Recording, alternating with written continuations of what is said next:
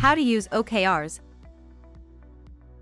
OKRs stand for Objectives and Key Results.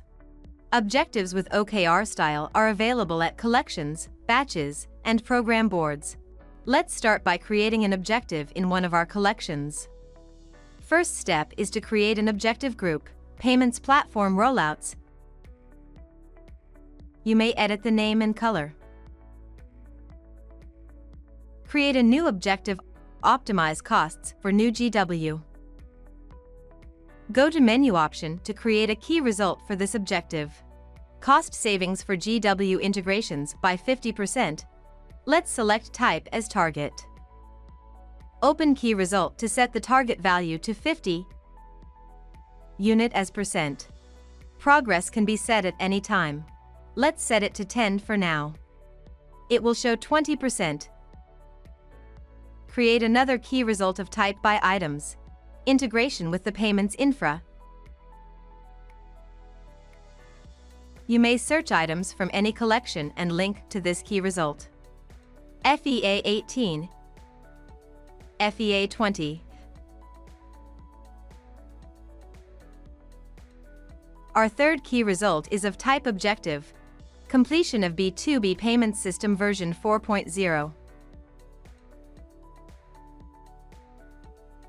You may link objective from other collections, batches, or your program board. This is also known as cascading OKRs.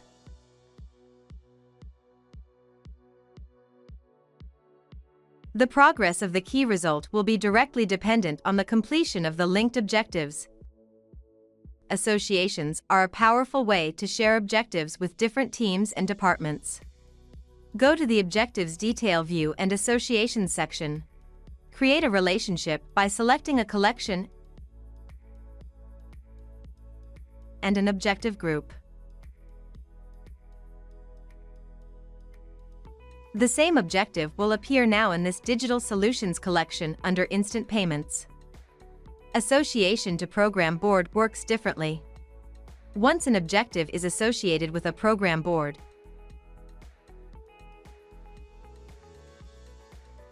it appears under the Cascading OKRs section.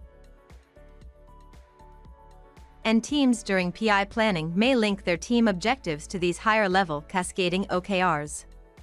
Click on the PI team objective, go to the Relationship section and link this PI objective to the key result. This PI objective will contribute to the % completion of the key result. You may expand the key result to view the linked objectives from the PI. Clicking on the PI tag opens the program board. For more information, check help.kendis.io.